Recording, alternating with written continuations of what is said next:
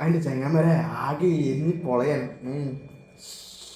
അസ്സലാമു അലൈക്കും ചെങ്ങന്മാരെ, ഞാൻ നിങ്ങളെ സ്വന്തം പൂ. അപ്പോൾ അടുക്കളയിൽ നമ്മളെ കലാപരിപാടി തുടങ്ങിയിട്ടുണ്ട് കേട്ടോ.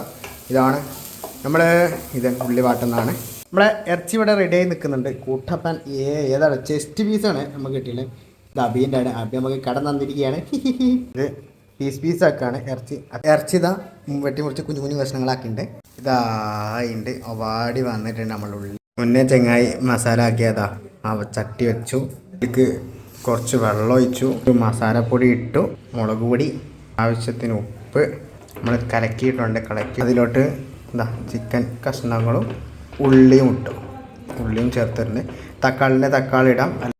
ഞാൻ സോസാണ് ആഡ് ചെയ്യണത്. നല്ല കടുപ്പുള്ള സോസാണിത്. നല്ലോണം ഇളക്കുക, മിക്സ് ആവട്ടെ. കറിയിലങ്ങോട്ട് എല്ലാം കൂടി അങ്ങനെ മിക്സ് ആവട്ടെ. സ്വല്പം പാലൊഴിക്കുക, അതിൻ്റെ മൂടി വെക്കുക. ഒരു 4-5 മിനിറ്റിന് ശേഷം ഓപ്പണാക്കുക. കറി ഏകദേശം റെഡി ആയിട്ടുണ്ട്. വറ്റി വന്നിട്ടുണ്ട് ഫുള്ളായിട്ട്. ഏകദേശം നല്ലധികം വറ്റിൻ്റെ ഗ്രേവി വരെ. അതാണ് നമ്മൾ ഉദ്ദേശിച്ച സാധനം. ചോറെടുത്തിട്ട് മാശം വന്നിട്ട് നമ്മൾ ലാസ്റ്റ് റിസൾട്ട് ഉണ്ടോ. നമ്മൾ ഇതെടുത്തു. ചൂടുണ്ട്. മസാല പെരക്കിയിട്ട് ഒരു പീടിയുണ്ട്. കൊള്ളാട്ടോ, നല്ല ടേസ്റ്റ് ഉണ്ട്. ഞാൻ ഉണ്ടാക്കേണ്ടതാണ്.